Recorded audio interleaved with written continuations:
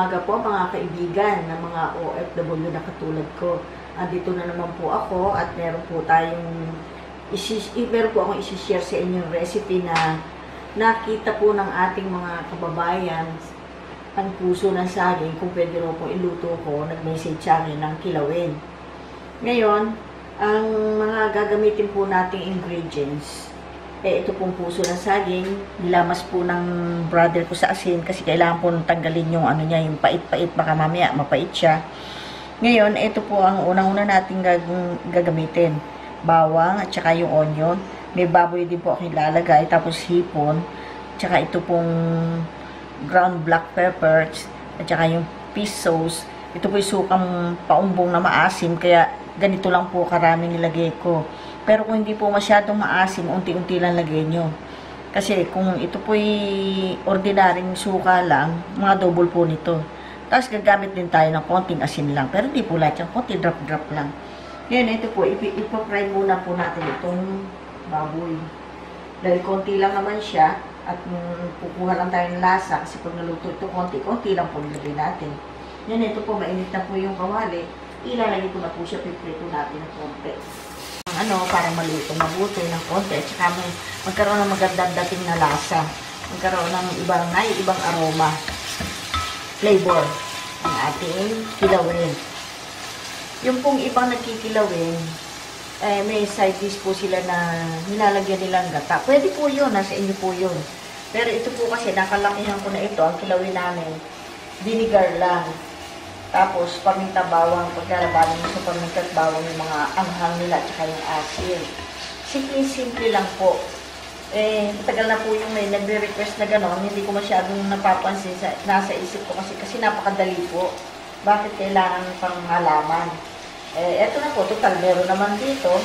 At manood ako nung in-upload namin lechon sauce. Nagsabi, naku, nakita ko po yung puso nyo, pwede po ba iluto nyo na yan ng kilawin? Ayan po. Depende po sa inyo, kung maraming baboy kayo ilagay, okay. Ito hipon, papalasa po yan. Yan, tinanggalan ko na po siya ng balat, pero yung buntot, kaya akong ganyan kasi masarap kainin siya ng buo. Yan.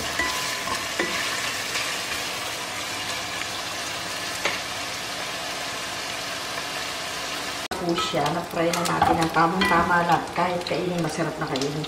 Ngayon, hindi ko na po siya dahil gigisa na natin siya dire-diretso. Ayan. Gigisa na natin sa bawang.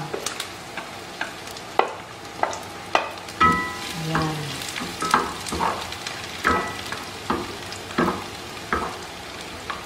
Tapos, ito pong sibuyas. Maraming sibuyas, maraming bawang. Damor, marami po sila. Mas masarap po yan. Ayan. Nako. Ayan po siya.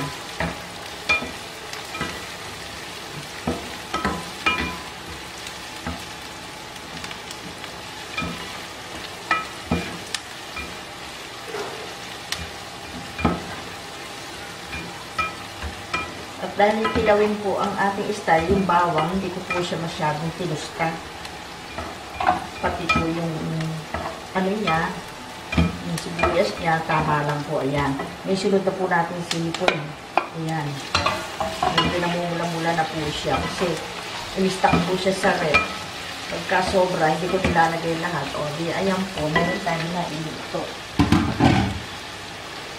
Ngayon, papatain po natin lang siya ng hipon. Lagay natin agad yung paminta. Ako, ito pong paminta ito ano yan? Masyado siyang mabango. Ayan. Kailangan po pag kilawin, maraming paminta. Bawang. Ayan siya. Kasarap na naman. Marami na naman makakain ng prinsesa. Hindi naman kakasakit yan. Ayan. Ako, kasarap na ng amoy. Ayan. Lagyan po natin ng konti muna yung patis. Tatansyahin nyo na lang po yung patis. Yung alat. Ayan, para may lasa na yung sangkap niya. Mamaya mag-a-add pa po tayo pag nandiyan na yung puso ng saging. Napakabang masarap na ng kain ito. Ito na po siya. Ito po nilama sa asin at tapos sinugasang piniga. Hindi ko na pinakita sa inyo.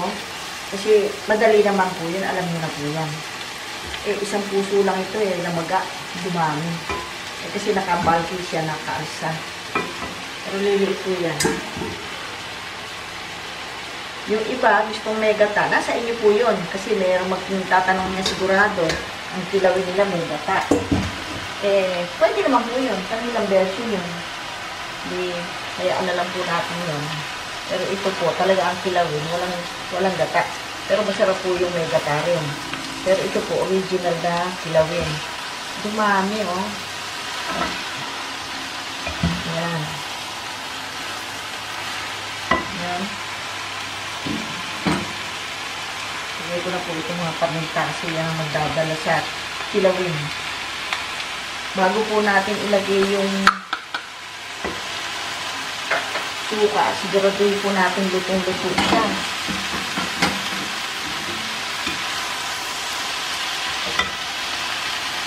Para po nag-stir fry kayo.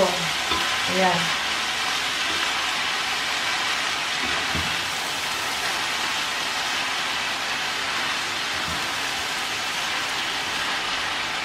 Ay, kasarap. Katerno po nito po itong isda. Eh, nagprito na po ako.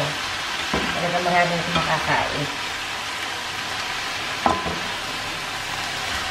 Hindi muna po ako makaka-shoutout kasi pagkatapos po namin kumain, eh, mamimili pa po kami ng babaunin namin sa Bulacan dahil yung ating kababayan na chef, eh, may mga kailangan siyang bilhin.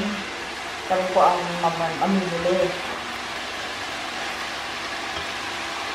Napakita ko na po siya nung dumating nung gabi sa video.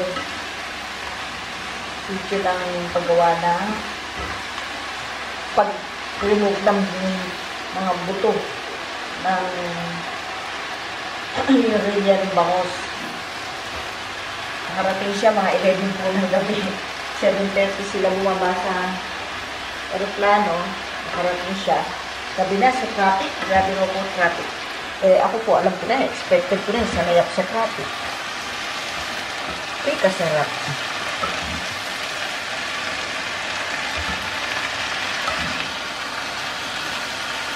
Bango na, naluluto na siya, nag-stir fry na. Ilalagay ko na po ito lahat, kasi hindi naman ako mag-aad ng asin pagka ito. Tamang-tama lang, alam ko na po yan. Kasi pag may suka, nahihirapan po kayo magtimpla ng alat. Kasi ang suka, iba yun. Diyan makikita po ang galing ng chef magluluto sa pagbalanse ng asin at saka alat. Pagka kasi naasima na, dagdag kayo, wala, tingin yung mataba, dagdag kayo ng dagdag. Pag natapos na, kumakain kayo, doon yung mapapansin, maalat ka lang. Yan, takpan ko po siya para maluto si saging. Si puso ng saging. Ayun. Ating po titikman. Ayan, buto na. Wow. Bangon. Uy, init. Uy. Sus, grabe. Naku, isa po itong mahakot sa kanin din. Tikman ko po muna kung luto na siya bago natin ihulog sa suka. Uy. Pwede rin po itong lumpia. Nilulumpia po ito. Ayan. Sarap. Tama po, alat. Suka na lang. Buto na. Pwede ko na po lagay yung suka. Yung alat niya, tama na. Saka yung anghang po ng paminta, yung bawang na marami. Yan, maano po ito, maasim kaya konti lang lagay ko. Double po nito yung mga ordinary, yung mga nabibili. Huwag muna pong tatakpan, hayaan muna po siyang kumulo ng kumulo. Hilaan lang ako yan, ganyan. Kakain na ako maya-maya. Naku, ang sarap. Diyos ko, ito na. Tagal na naman yung akong dinakitang kumain. So, ito po, medyo luto na yung suka. Natutuyo na siya. Takpan ko po siya para ma-concentrate po lahat yung mga suka sa puso ng saging. Yan.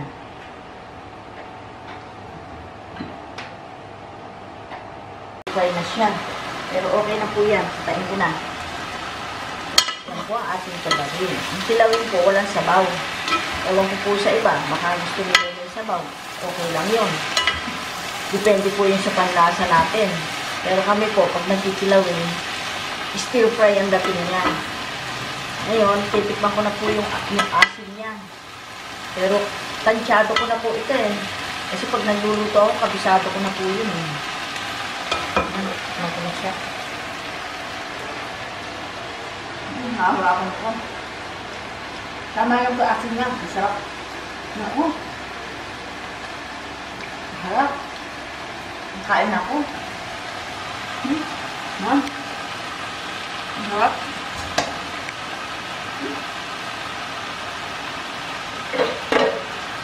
Pwede rin po chicharon na asaw dito. Kami po nung araw, mga chicharon lang, wala nang hipon. Okay lang. Mainit. Hawain po natin siya. Okay. Okay na ron. Agoy, agoy. Agoy, ay, init siya. Takaw kasi. Ayan, naku po. Sarap na naman po ng kain. Eh, talaga naman po maglalaway kayo nito. Magkakamay talaga ako. Masarap po kutsarahin ito. Kaso po, meron po akong isda na ititermo ko ito. Ay, gusto ko si baboy. Para meron siyang nangunguya-nguya na bahala na si Batman dyan. Praso lang naman yan. Ako, salamat po ako kay Lord. Hindi pa ako nagkakaroon ng mga problema sa health. Nakakain ko pa yung mga gusto kong kainin. Ayan ako. Uubusan ko na sila. Patitikimin ko po yung ating chef na bisita. Pero darating po mamaya ito po yan. Yan. Atin na po siya sisipin siya. Ako, gutom na po mga prinsesa. Ayun po mga kasama ko, ayaw kong pasinitin doon dahil makikita raw sila. Ako na lang dito. Ngayon, eto po siya. Naku, pakasarap ng kamay. Naku, talaga naman po. Ayan, tatambak ko talaga yan. Nasaan yung baboy dyan? Konti nga isinahog, siya naman nagdudukot. Naku po, sarap. Ito po ang teter namin po dyan. Kukunin ko po yung pinakamalaki. Siyempre, tako po siya. Naku, kakamayin ko na po. Ay, ang sarap ng laman. Oh. Kain na po kayo mga OFW. Ito na po. Hindi ko na kayo naalukan. Pasensya na. Kasi gutom na gutom. Tsaka aalis po kami. Wala mo na po shout out. Kasi masyadong busy. May guest tayo. Nagmamadali palagi. Ang sarap, gabi. Sarap. Bagay po dito. Ang sarap. Oh! Kumuha kayo dito ng ano. Ito pa. Mga kayo.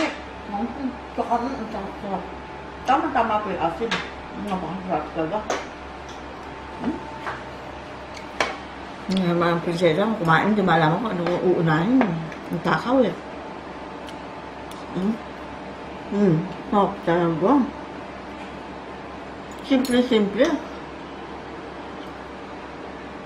Kaya siguro itong magre-request ng kilawin. Alam niya masarap ang kilawin eh. Balansin yung asim, yung ahang ng mga paminta, tsaka yung bawang. Tsaka huwag lalangoy sa sabaw. Nako, stir fry na kilawin yan. Gusto na saging. Sarap. Marami na naman makakain ito. Hindi na mapigil.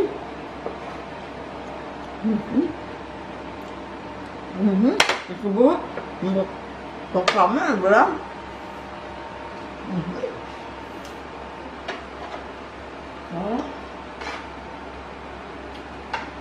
Pasensya na kayo, gutom na hindi ko na kayo naalok. Pero ito, alokin ko na kayo kasi masarap yan.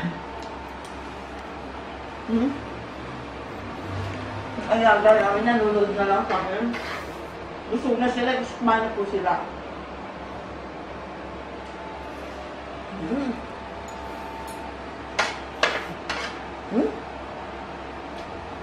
Kahit walang isda, ang sarap. Mahakot sa kanin. Sarap. Sabi. Talaga, bahala kayo. Ayaw nyo. Hindi. Gusto ko yan. Maawa kayo sa akin. Tumataba na ako ng todo. Ang sarap-sarap naman. Grabe. Balanse po yung alat niya at saka yung asim. Anghang. Okay? Pwede rin po itong lumpia. Ang sarap pong lumpia niyan. Lumpiang prito. Grabe na. Ang sarap talaga. Grabe sarap.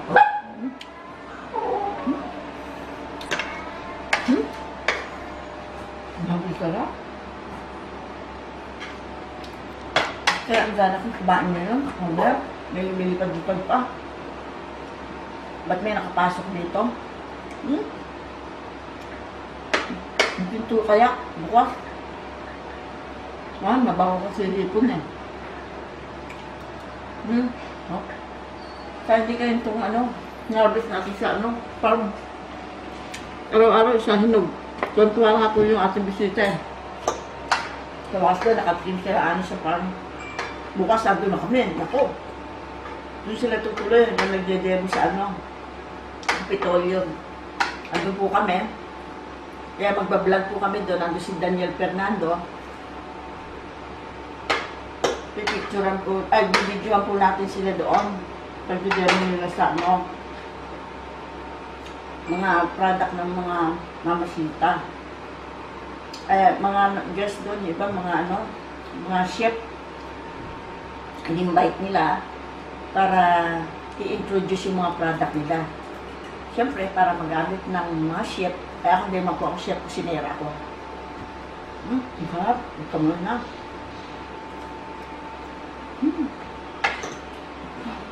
Talaga.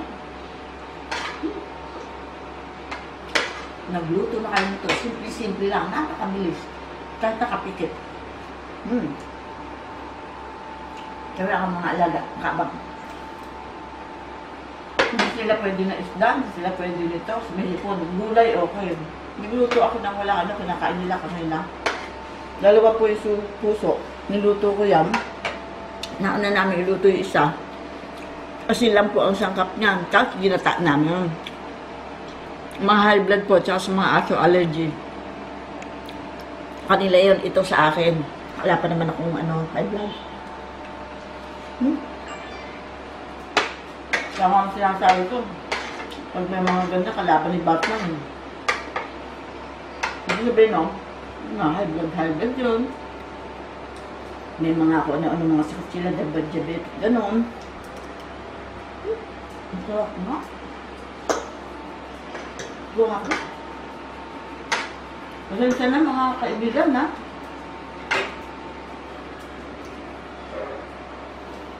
Talaga ang sarap. Ano ko ba? Bakit magana akong kumain? Siguro sabi nila at niluto ko, sinasabi mo sarap.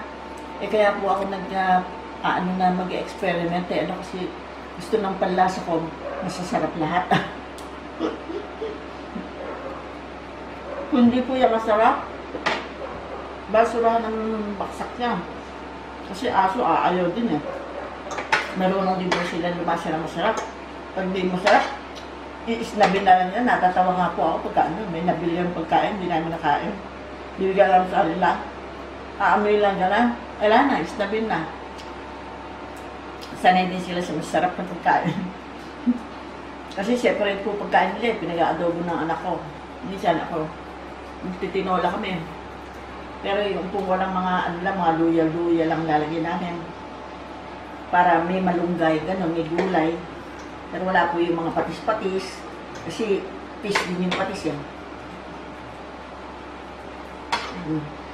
Tuntua po yung maram. Pauubos ko yata.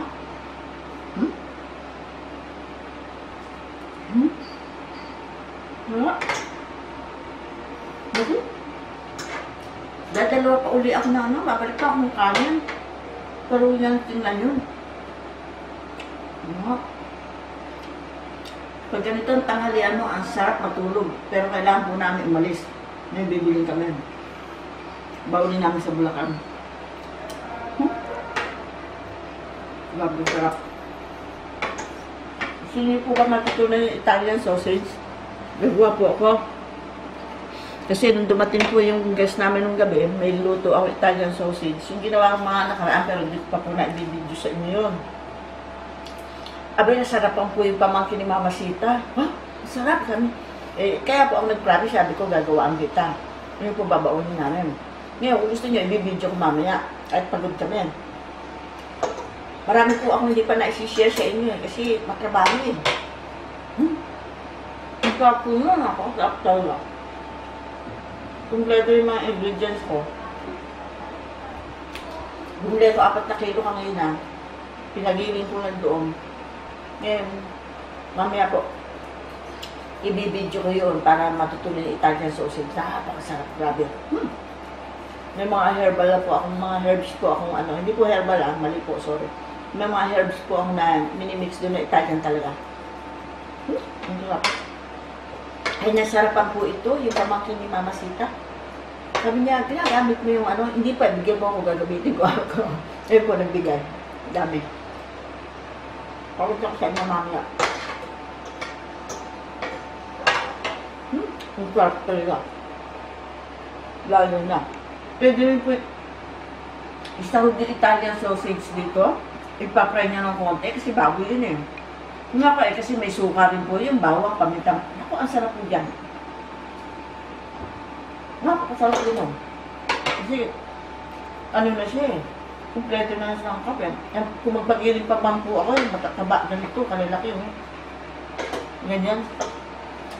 Pag nakita niyo yung sausage, pagka naprito na, makita niyo. At saka yung casing. Gusto niya ipakita ko sa inyo pag linis. Dalawang klase po yun. Isa yung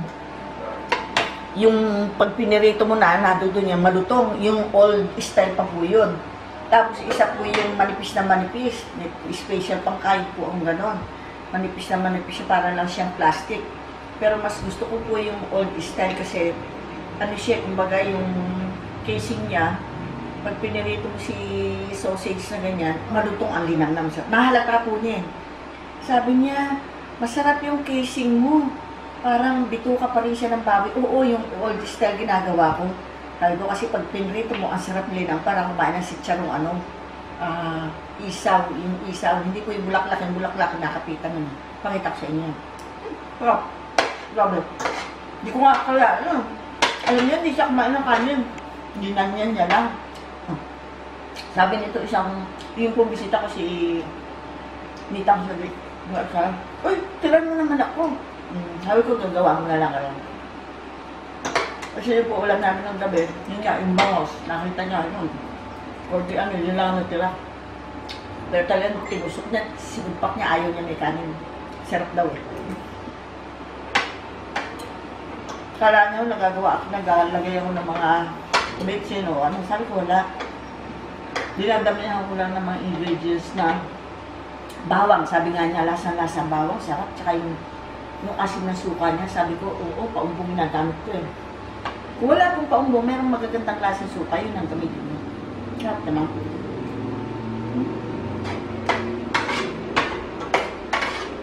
Naku, mamaya, baka po, ito ko, makakatuloy, hindi ako makakalakad, babalikan ko si mama. Kakain ko. Nagdarating sila. Nagdadaya akong konti. Sarap. Bagay na bagay. Minsan di mo mapansin pag ito. Kasi paborito ko po itong dalaming bukid eh. Ito lang po, tsaka kamatis, sibuyas, pipigayin ko na yan. Ay, sold na ako. Eh, nagka-terno. Aba, hindi ko alam po ano unahin ko. Para yung pong paborito. Lahat naman yata, paborito ko na yan. Kasi, nasasarapan ako sa gawa ko. Sabi nga ng iba, sarap ka ng sarap kasi luto ba. Hindi po, pagka meron ako hindi masarap na luto, hindi ako sasarapan. Tinatapon ko. Nilalagay kong fertilizer. Gusto tako. Ang sabi. Ang asin niya, sarap-sarap, alat, asin. Blend na blend. Ito pa pala. Yan. Uy! Ay, yun na isda. Tama na po sa inyo yan. Ay, bahala. Magbalik ko dyan mamaya. Patagod lang. Ako? Ito po, kami tayo. Masyal na kayo sa ano. Ako, yung kachat ko po, yung kaibigan kong steward sa Oman Air. Sa Oman, no? Nasa Arkansas siya. Gusto magpunta sa farm. Sabi niya, gawin ko rin bed and breakfast yun. Sabi ko, plano na nga namin noon pa yun eh. Kaya lang, in the future siguro, ang hirap eh. Pagka mag-start ka na gano'n. Siyempre, di biro yun ha. Alam, maglagay ka ng mga kubo-kubo sa mga puno. Ay, plano ko pa talaga yung araw ko yun. Tabing ilong po na yan. Gusto namin lagyan ng mga kubo-kubo. Tapos yung gusto magbakasyon doon. Sabi niya, paupahan mo na. Yung piece pa mo doon, kukuha yung kilo. Oo, ganyan ka. Talaga plano namin doon. Kaya lang, malaking trabaho ka yan. Kaya ini-invite ko kayo, mag-enjoy kayo. Kung sino gusto doon na ano, gusto nyo, meron kayong malaking kapital, makisosyo kayo sa akin, susosyo kayo doon eh. Bakit yung lugar, ganda, tabing ilog. Tabing ilog po yun. Bawat ilog, pwede nyo gawa ng kubo-kubo. Tapos, mamimingwit doon sa fish pan, kikiluhin, o tapos itutur natin doon sa mga, hindi ko pa, panayan pangako ko sa inyo, dadal ko kayo sa biyak na ito, gahol po sa oras. Sana po ngayon, matuloy na. Ang sarap. Grabe. Nako. Eto po, pasensya na kayo ha. Eh, gusto ko kayong patikimin. Oh, masarap. Nahinog na ang bilis. At pinakukuha ko siya. Inuunahan ako ng ano ko dun eh. Katiwala ko. Ang tiyang eh. Tuwa-tuwa ko yung dress ko lang. Magano ay, sabi niya, hinog na. Kain siya. Sarap, no? Sa umaga, ang sarap.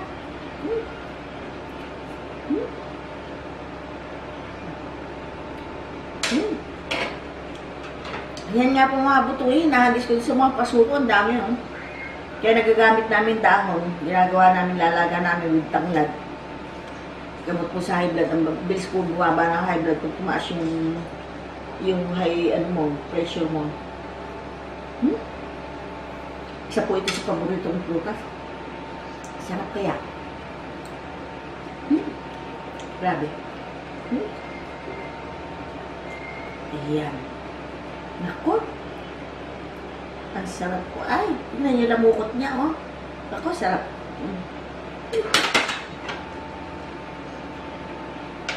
Ang sarap. Grabe. Kaya naisip ko, wag muna akong pakbusog. Hindi ko makakain ito eh. Unahan nila ako. Wala akong buto iba, oh. Ganda. Kita niya. Ayan siya, oh. Yan po yung mga tanim namin doon. Wala na nga akong pagtanim, eh. Sarap. Ang tamis.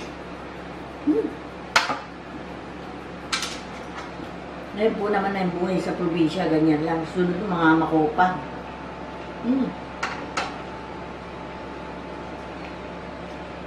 Babay po. Paalis na raw kami, sumisenyas na. Mga doong bulan. Kasi dito po sa Kainta, parang tagulan eh. Pero pagdating sa Bulacan eh, mainit. Ang sarap, juicy-juicy. Yan mga i-close up ko ngayon lamukot na. Ano yan na, ah? Ang sarap. Ano mo ba? Oh, di po siya masyadong mabuto. Tingnan, ang laki-laki niya. Konti lang buto niya. Gusto ko nga buto kasi itatanim ko ulit sa paso eh. Okay. Oh, kita niyo oh. Yung lamukot niya. Ay, sarap. Ah. Bigla ako nabusog ah. Ay, sarap.